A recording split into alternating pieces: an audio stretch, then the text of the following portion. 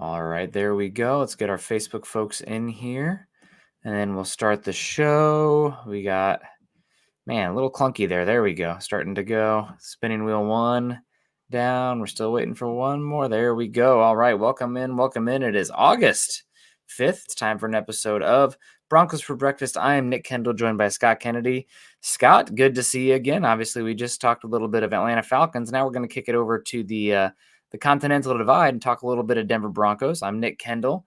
The Kendall household had a rough weekend. All three of us in the house got Rona positive test, so trying to get over that. Also, dog had an incident, so we're trying to survive. We're here today though, hanging out, and hopefully a better week this week. Yeah, I'm glad y'all are feeling a little bit better. I know it could be worse, and I'm glad Summit was okay after getting attacked by Another dog. by a German Shepherd, someone that shouldn't own a German Shepherd, it sounds like. Yep. I say all the time, I'm like, listen, I'm not a leash militant person because I actually train my dogs. And I've said a zillion times, if you need a leash to control your dog, you do not have control of your dog. Yeah. And if the dog weighs as much as you do, by God, you better have control of that dog because a leash ain't going to cut it. No. Yeah, unfortunate. Luckily, I'm mostly feeling better other than my wife is pretty sick, which means an onus of the taking care of the sick baby has fallen on me. And that has resulted in frustrations, lack of sleep. He was mostly good, but the last 24 hours, all of a sudden he's become a snot fountain and he's just not sleeping because he can't breathe. Not COVID style can't breathe, but like I like to sleep with the pacifier in my mouth. Well, now I can't breathe through my nose, so I'm not sleeping very well. So the good news is it's football week. Yeah, which is what we're all here for. So we're hanging out. Hopefully the super chats and everybody in here can give me a little bit of a pass today, trying to hang out and bring you content still despite battling the sickness. But we're hanging out. Todd says, top of the morning, Broncos country. Great to see you. Hope you're doing well. Michaela Israel, good morning. And also, I'll do my best to mute and unmute as coughs tend to come on. I thought I did pretty good last episode, Scott, but unfortunately, the mute button doesn't always unstick. Donald Willison comes in and says, good morning, everyone. Hope you're doing really well. Zach Powers in the house saying good morning. Always great to see you, Zach. We got Monica coming in. Monica, I feel like it's been a hot second, so hope you had a good summer. Hope you're doing well. She says, hey, Scott and Nick, I'm glad the team and Bo are getting the chemistry in. More reps Bo gets. I believe he will be just fine for us. Yeah, it does seem like coming out of Dove Valley now.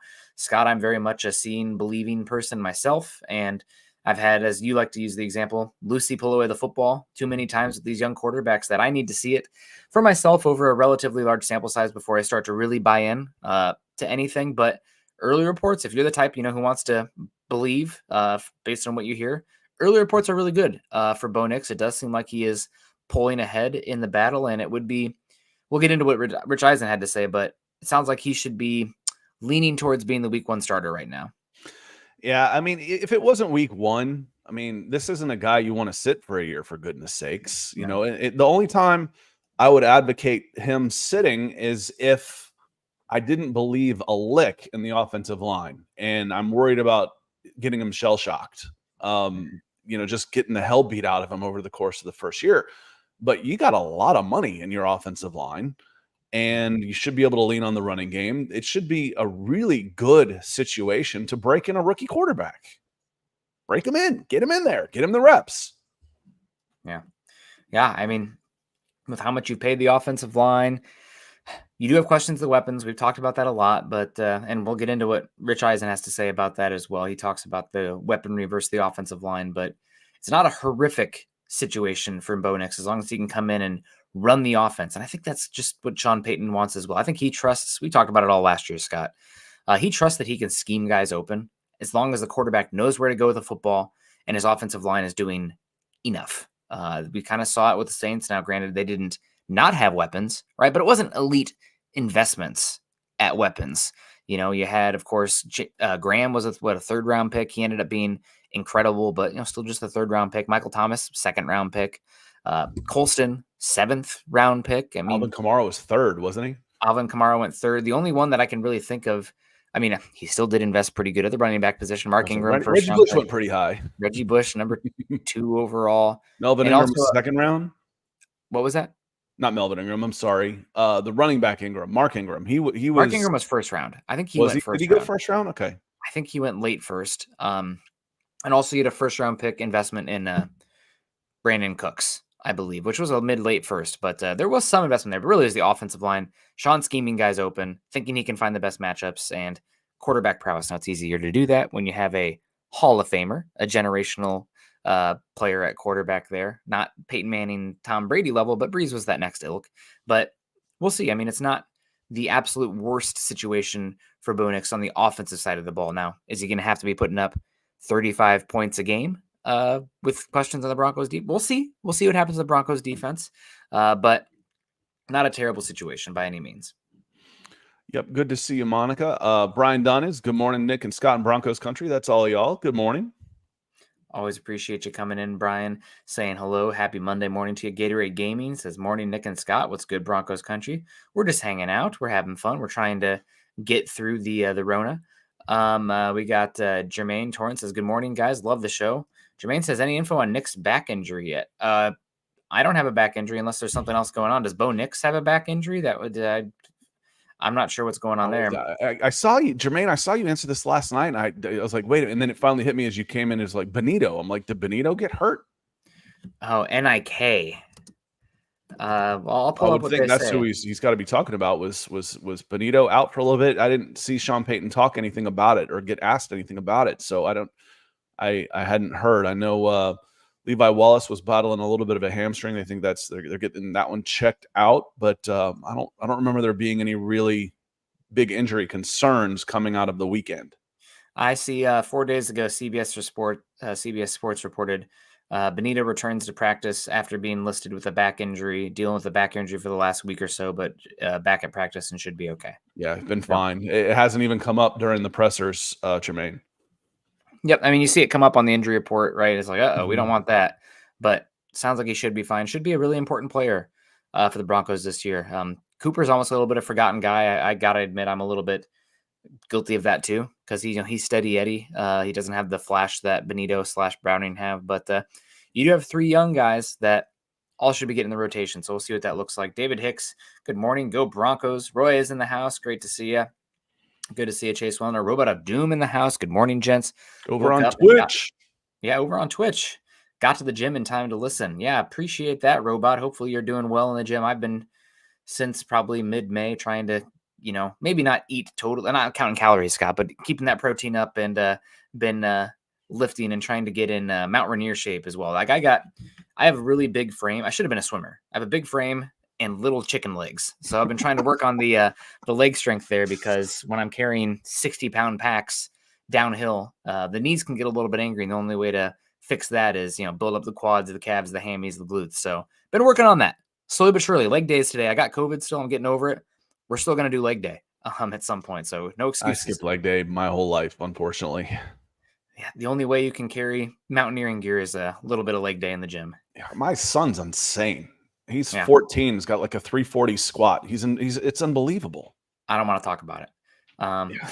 We'll see if we can handle the exposure. That's my go-to for the mountaineering backpacking stuff. But we got Troy coming in. Excuse me, Troy. God bless you, Troy. Says, hey guys, how does the discovery of Estime is also a good receiver change things? Seems like P. Ryan might be a casualty. He might have been a casualty before the discovering Estime as a good receiver. Now, granted, again, how running backs function as receivers in practice and 7-on-7 drills is different than the actual game.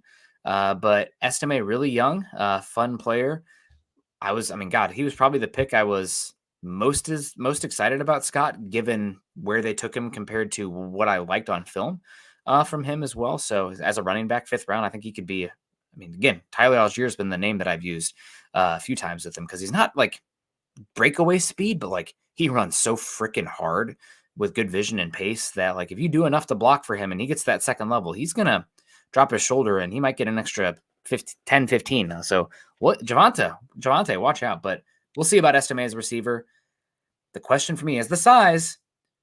you still got to be a pass protector. With the simulated pressures, they're going to isolate running backs. You cannot be a vulnerable piece out there with your rookie quarterback. Do they trust him in pass protection? Receiving's good. Got to pass protect.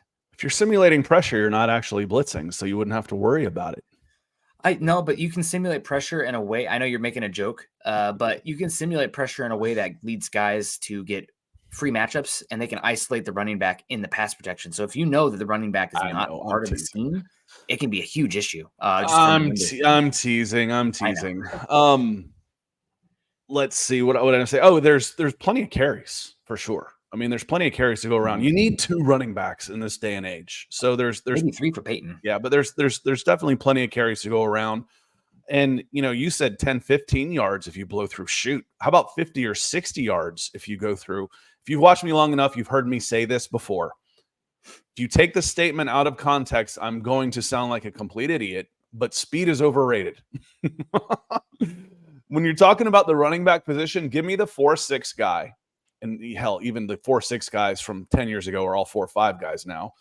And the 4.4s are all 4.3s and 4.2s. Give me that guy who has balance and can break a tackle over the 4.4 guy who cannot. And I'll take the running back that can break a tackle. Because if you're flowing towards the ball and you break a tackle and you're going one direction, and I don't care if you've got a 4-3 corner that has to stop and change directions, you've got 40 yards. You've got 40 yards. A tenth of a second in a 40-yard dash is a step. That's it. It's a step. So if I've got 5 steps on a guy, it's 50 yards. If he's even a tenth faster, 2 tenths, it's 25 yards. So the guys that are able to hold on one second. Thank you. Okay, thanks. My dad coming in helping out. Thanks, Dad. Wait till I'm done talking at least. Yes, the balance, the things that you can't measure in the running backs that matter so much are balance and vision. You can't measure it, so that's why it doesn't get counted as, okay, this is a combine thing. But by God, you can see it. You can tell when guys are sliding off of the running back. That guy cannot be knocked off his feet. He can find the hole. That's something that shows up, through production. Vision and balance are the 2 most underrated aspects of a running back. Yeah. And just to tie into that, this probably goes into vision for you, but something I really appreciate also with good running backs is pacing, right? There are running backs who have balance and they can see the hole, but their footwork doesn't really match the flow of the offensive line. And they just tend to run into the back of their guys or try to even oh, the hole's there. We're getting caught in things though. So guys who their footwork can match the offensive line. They have good pacing to the offensive line. You have to have a little bit of short area quickness to be able to do that.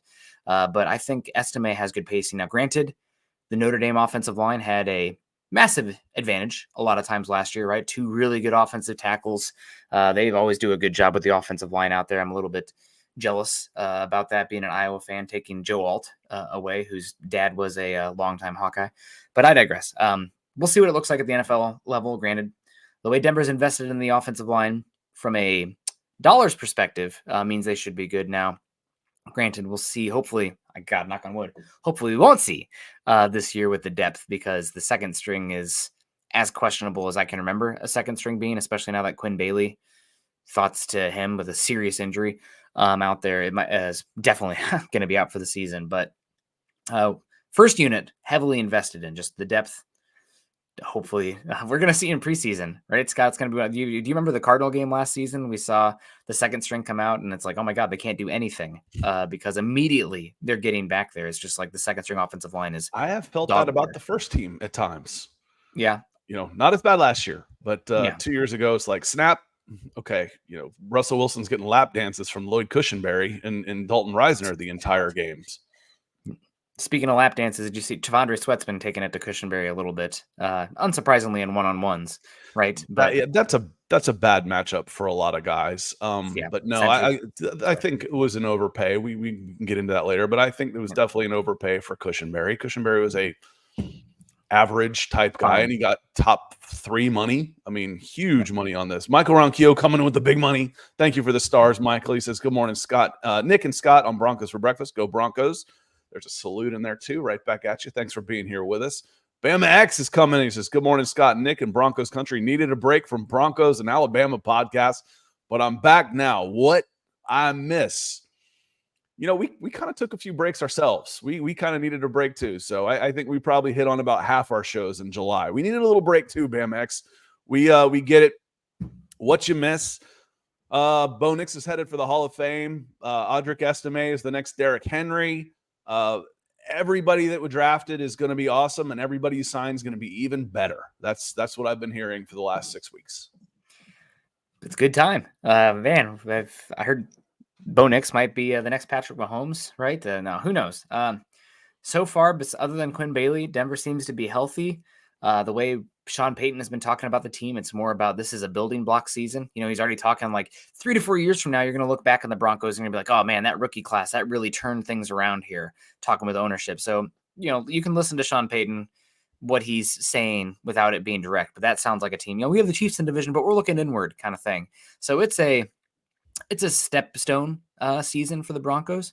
And hopefully that is the case because, with the lack of top 100 picks, the dead cap, it's a hard season. You're dealing with less assets to build the team, but that doesn't mean the pieces that you have right now can't be a part of the long-term solution. So we'll see. Roy Osborne saying Justin Simmons to the Titans. That would be news to me, but wrong safety. Condre Diggs. Okay. Has signed. He's joined the Titans too. So wrong safety. Justin Simmons is still out there. Well, awesome. We'll see what happens with Simmons. Good guy. Who knows? But to be determined with him. And speaking of the rookie quarterbacks and everything, Rich Eisen on his show recently talked about his quarterbacks he's excited to see and this season. And he talked a little bit about the Broncos' Bo Nix. So he tried to predict which rookie quarterbacks will start, and he picked 3 of 6, including one Bo Nix. So let's hear what he had to say here. Let me pull this up, make it full screen, and give her a go. And then there's the rookie quarterback situations across the National Football League and how that's playing out. I'll tell you what, the 3 guys who are going to be starting week 1 out of the 6 that were drafted in the first dozen picks of the NFL draft, I'll tell you who those guys are going to be. Caleb Williams will be starting for the Bears against the Tennessee Titans in week 1. Jaden Daniels, despite there being a so-called competition going on, will be the starting quarterback for the Washington Commanders against the Tampa Bay Buccaneers in week 1. When the Denver Broncos start in week number 1, I believe it'll be Bo Nix. I think Sean Payton even spoke. He gave you a little update. He gave you a little bit. But because listen, Jared Stidham is a guy who he personally brought in, and Derek Carr / Keyshawn, Russell Wilson at the end of last year. Yep. And then of course they went and got Zach Wilson after the Jets finally gave him his freedom. But it's going to be Bo Nix. I think this was the update from Sean Payton on Wednesday about his quarterback scenario. Look, I thought overall, I'm sure there's going to be some plays we look at that it was mostly third down. A lot of the work was third down, but yeah, I mean, we'll see the tape and evaluate it. But I thought overall pretty well. I mean, there are plays where you're going to look at and correct, and then there's others where you're going to say, hey.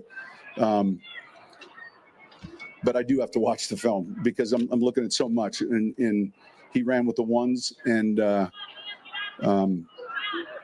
I like his progress. Yeah, like his progress. Exciting to see what happens there. Rich Eisen would also go on and talk about rookie year expectations, and he's pretty excited for Bo Nix. It sounds like Eisen, based on who he's spoken to. He talks a little bit in that. I won't play the clip because I'm too impatient. I'm a 1.5 / 2 times person listener. Talk faster. Spit it out, Rich. Come on, you're killing me, man. Yeah, I love the pacing it live, but no, I listen to things way fast. But he talks about Bo Nix maybe being a little bit of an afterthought just because the reality of him being the 6th quarterback taken, being older, transferring from Auburn, like, oh, he couldn't get it done in Auburn, so people are overlooking him. But from what he's heard, he's excited about Bo Nix and just talking crazy about the quarterback market. Did you know Tom Brady in that, was it the 2001 draft?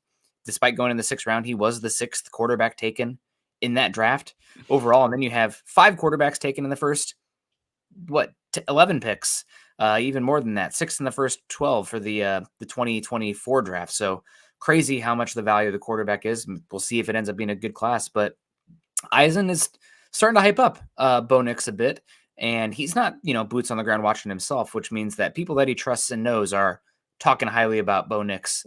So starting to build, I'm starting to build some cautious optimism here. I know I was a Bo Nix doubter for the value of it, but if he can come in, I trust Sean Payton, right? It's some optimism building. Yeah, I just think the floor on Bo Nix was always going to be good. Yeah. It's like you look at the floor to him, it's like the floor of Bo Nix should be Jarrett Stidham. All right, well, if that's the floor, then play it, because we know we've got more upside there. I mean, Jarrett Stidham, what was he have? Half a dozen starts in 4 years. He's a backup. That should be the floor. Is I can put him in and trust him to run a game plan and hopefully not put the ball into harm's way too often. There you go. That's the floor for Bo Nix. Well, we know he's got a ceiling higher than that. So God, let's play the guy. Let's get him in there. But yes, I think when you say, okay, how many of the rookie quarterbacks are going to start? It's Bo Nix. It's Caleb Williams was anointed the starter the second he was drafted. And then Jaden Daniels, and then Drake May. Looks like Jacoby Brissett. They're going to give Drake May a year, and then Michael Penix is definitely going to get a year unless he gets, unless there's an injury with Kirk Cousins, and then he should be thrown in a lot sooner. And then that's everybody, right? That's all 6. Yep. Yeah, that should be everybody. The big one that's way too reactionary early on, but Drake May was struggling the first 2 practices. I guess he's kind of gotten it together a bit since then. Now he's both those quarterback, McCarthy and Nix, they have more accomplished quarterbacks ahead of them, right? And they're also 3-4 years younger than Bo Nix as well. So always maybe baked in a little bit to that equation. But again, just from a Broncos perspective, Nick seems to be learning the offense pretty well. And I think Sean Payton's happy. And if Sean Payton's happy, I think Broncos country should be happy as well. Now, again, it's practice. What does it look like when he's actually, in the game situation, when the guys are allowed to tackle him and they're disguising coverages a little bit more? Who knows? We won't know until it's actually football out there. But let's not forget, he's got a vested interest in Bo Nix's success, more so than just a coach who isn't doing all of the drafting and signing and everything. So there's, I won't say a conflict of interest, but there's certainly a bias in there when, we're talking about, man, this draft class that I picked is going to be really awesome. There's some of that cooked in there too. So we'll see. Again, there's reason to like, and who was it? Just it was a super chat in here. So it's a good comment. I want to show this comment. Yeah, I do want to show this comment and show it anyway. It was super, but this is a good comment. Troy, and I'm not sure this means exactly what you think it means. It says it's curious that people who thought Stidham would be a disaster starter, so we had to draft a quarterback higher, now saying Nix is amazing because he's almost as good as Stidham. Now, are you thinking of that as a positive or a negative? Because you've been really, really positive about, the thoughts of this. But no, I don't. If it's even close, you got to play Nix. And should it be close for a guy that's been in the league in 4 years with a rookie who's making his first quarterback throws? Now, again, in this setting, when you're looking at arm talent, the guy is going to be Zach Wilson. We heard people oohing and ahhing over his arm. You've seen some of this got a question yesterday. What's this about Joe Milton being quarterback 1? Like, no, that's not happening. But I saw something that was funny.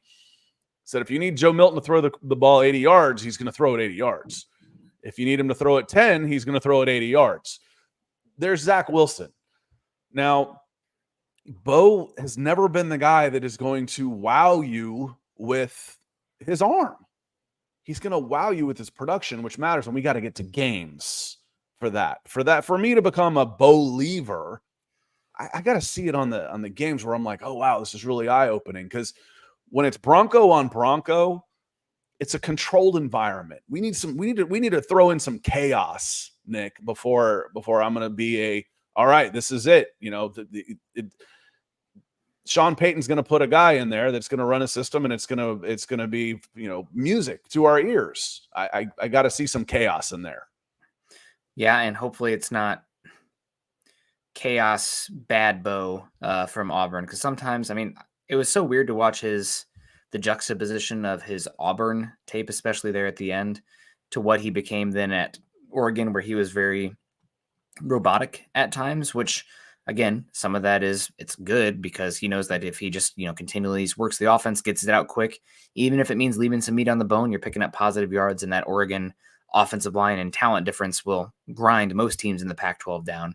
Where at Auburn, he was, talent disadvantage to maybe coaching disadvantage to a lot of teams down there in the SEC, and would have to play a little bit more chaos merchant. The NFL, different beast. Now, Peyton's going to want him probably to, be a little bit more of the robotic style than the chaos guy player that he was more so at Auburn. But we continue to hear Sean Payton talk about Bo Nix positively learning the offense, and that's what it's going to come down to. I mean, we kind of saw that with Sean Payton last season. As long as you're running what I called and doing the simple stuff that's there on tape, we should be able to have a functional offense that we can grow on and build off and build off of and do things, set things up down the line. I don't know who, Mark Schlereth yesterday. I don't know if you were on Twitter and saw this, but people have been going through that Patriots Broncos game last season, and there was a few hair pulling plays from Russell Wilson, running into sacks, not hitting guys that are wide open on crossers. And Schlereth saying a high school quarterback should know to step up and hit that route where Wilson's just running right into a sack. You're going to miss some of the high end stuff with Wilson, I believe, this season. But if you can consistently, do the simple things, execute the offense, hopefully that'll lead to a more consistent offense. And I think Nix is pushing his way towards that with everything we're hearing. It's fine. I'm reading the discussion that's going on, and Todd, you kind of answered yourself on this one when you asked Troy the follow up to the question here. He says, Troy, would you agree that Nix's development at this point has been impressive?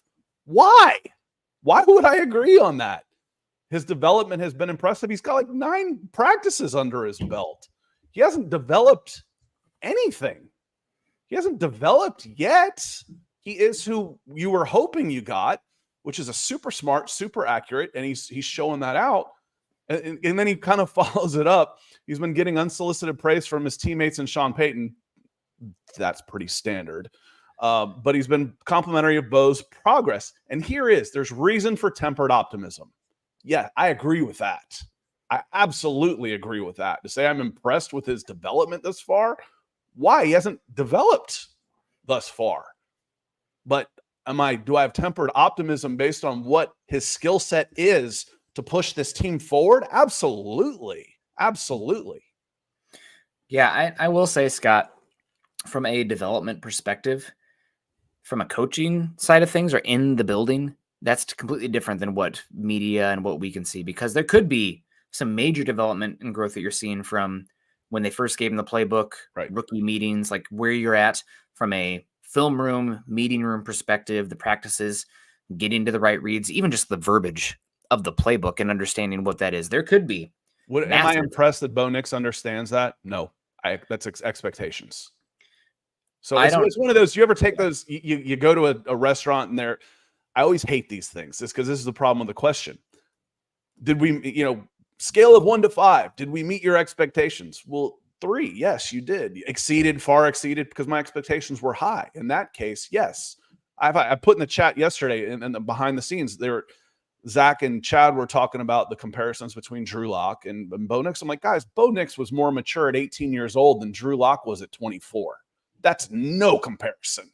Bo Nix is super mature. He is super accurate, and he is super smart. That's not development. We understand that part of things. That was known coming in. And the thing that, guys, Sean Payton has said the exact same thing, because they all get asked the question during OTAs and minicamp. You've been surprised by anything? They're like, no. We scouted these guys. This is what we were hoping to get. This is what we saw. This is what we expected. No, I'm not surprised. So on that note. Yeah. I guess I'll disagree just a little bit in terms of the in the house, in the room analysis and just how quickly guys can pick things up. Because sometimes, they gave him the speed dating that is the scouting process and the pro day and whatnot. They gave him the playbook and they were impressed by him then. But Sean Payton is known for having one of the more difficult playbooks and demands for a quarterback mentally. And That's Yet he can go and bring in a guy and like Teddy Bridgewater, like Jameis Winston, and make it fit to the guy he has. Yeah, he can get it. So I'm not buying I still don't buy all this. Oh, it's too difficult for these quarterbacks. No, it's not. Sean Payton's his genius is to make it simple. That's the genius. Now, will he open things up? Yeah, but Sean Payton's genius isn't making it so hard that nobody can get it. Sean Payton is crafting an offense to fit the personality he has. That's his genius. I am with you. My point is more so I think Payton would like to have a much broader menu, right? There's some restaurants you have 3 items here. Now, Sean Payton wants like the giant menu where he can do a lot of different stuff and have fun with it. Maybe he's I don't know if you've been watching the Bears, Scott, change the menu every day kind of guy. And that takes a pretty special, intelligent quarterback and somebody that you're sharing a brain with. Now, I'm not saying we're there yet, but the positive signs from Sean Payton, given how much he has wanted, not always had to do, but wanted from the quarterback mentally and the way he's talking about it, gives me optimism. Now, I'm with you 100%. At the end of the day, Sean Payton is smart enough that he will change an offense to the quarterback based on how ready they are, what their install ability is. But I do think there's that want. And I think that's one reason that last season, even though the numbers look good with Russell Wilson, very captain style, very capped in the play call. I mean, even talked again about the wrist thing going out there with Russell Wilson and all that, the wrist play call sheet. So Nick's, I mean, we talked about when he came in, very 61 starts, adult already, very developed in that way. That's not showing. Talk is that's true. Will the rubber meet the road when the live bullets are actually flying? We'll see. That's always, I'm with you, Scott. Wait and see there. Brian, not waiting and seeing here with the $20 super. Nick, I hope you and your family feel better soon. Summit 2 ticks me off. Yeah, that was unfortunate. A lot of times you see dogs that are aggressive and they're a little bit, you can see them coming. And I clocked that dog, walked on the other side of the bike path, and it was, not showing any signs. The next thing I knew, it was jumped across and was on top of Summit. Luckily, I yanked him from underneath. I had the baby with me too, so that was pretty darn scary. But we're doing okay, other than the lack of sleep. But yeah, thank you very much for the super. Yeah, good. COVID's really going around right now, man. It's crazy. The numbers are insane, but luckily, not as a lot of people are doing okay. I'm feeling okay, other than tired and maybe a little bit. I don't know if it's a coffee fever coming on here, with the lack of sleep, but a little sweaty, a little hot. David Carmelo coming in here, $5 super chat, says Albright has thrown caution to the wind about Bo Nix starting week 1. He says it's far from a slam dunk that he does. Yeah, we'll see what happens. We got a lot to go.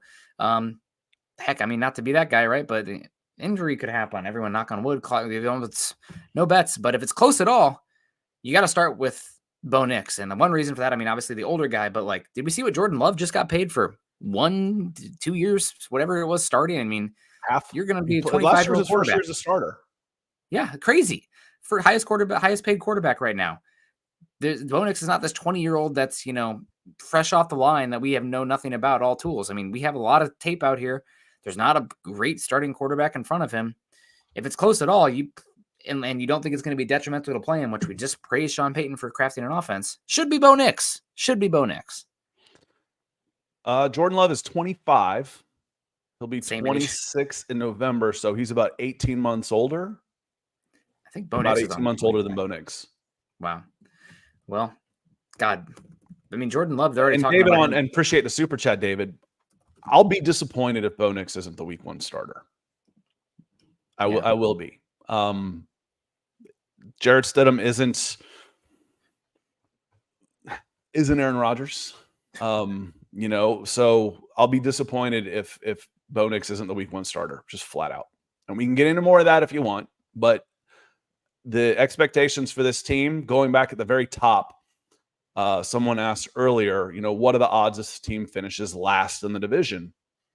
If you look at the win total expectations, it's 5.5 for the Broncos and 6.5 for the Raiders. So if you call that 50-50, and then say, throw in, well, it's, there's a 25% chance you finish. If you start running odds, the odds that they finish last in the division are probably 35%. That's pretty high. I was going to say 40. So you're not going out there, and there's no move. This isn't a hot take. The Broncos aren't making moves out there that they're saying their moves aren't saying we're going to make a run in 2024. We expect to be a playoff team and a Super Bowl contender. They may talk about we're not rebuilding and we're going out there to win and don't ask us anything else. But their moves say we're building for the future. And Bo Nix is your future. Jarrett Stidham isn't your future. And if Bo Nix isn't your future, by God, you need to find out. You need to find out as soon as you can. Mm-hmm. And if he is going to be your future, he's going to get better by playing. Yep. The only thing is if he was swimming as far as the install and everything like that, like if he was this raw quarterback without experience and like he was having a hard time with some of the play call design, knowing what to do, pre-snap check and everything like that, then maybe there's an argument not to put him out there before he has like a baseline level of understanding of just how to run the offense. But that's not why you drafted Bo Nix, right? That's not the type of player that you took here. He's not 21. He's not 20. He's 20. He's not lacking experience. I don't care if it's NFL experience or not. The man is not lacking experience. Yeah. And I know I might be oversimplifying things, but if Bo Nix isn't starting early, all right, if it's not week 1, but in September, I'll be disappointed. I'll have worries that, all right, we might be looking at a quarterback in the next year too. Really. Yep. I mean, absolutely.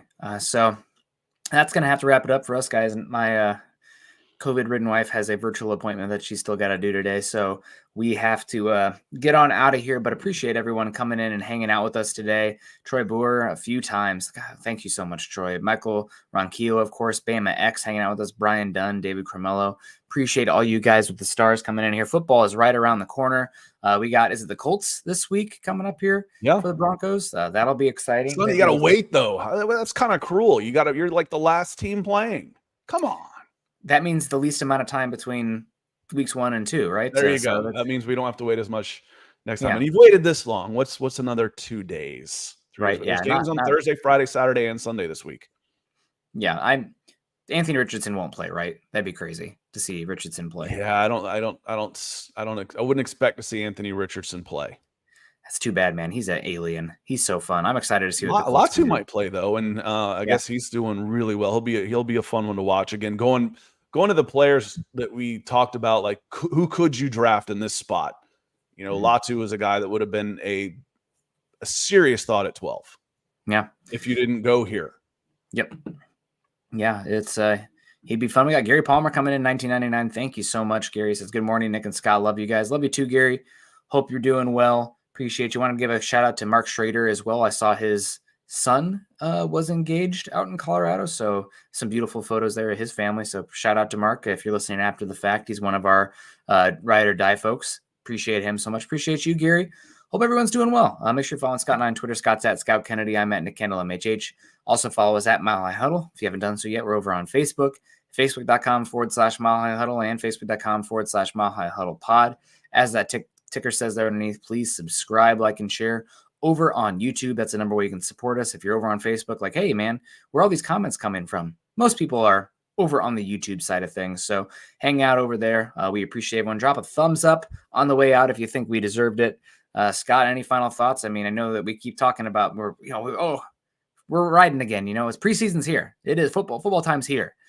So any final thoughts? No, there's a lot of young players. The preseason should be fun for this team. I mean, we'll learn a lot on, we're not going to play Bo Nix. Oh, there's your starter. We'll learn a lot based on what they do, not what they say, but I would expect to see Bo Nix in there. But there's enough young players and roster battles all up and down this lineup that we can that we'll talk about on Wednesday that will make the preseason fun again. Yeah. Yeah. I mean, plenty to talk about and watch and should be very exciting. So excited to see what that can happen there. Appreciate everyone coming in, hanging out. Hopefully everyone has a great rest of your week. I'm going to hopefully get some more rest and fight off this sick bug. But appreciate everyone. Continue to choose kindness and compassion. Go Broncos.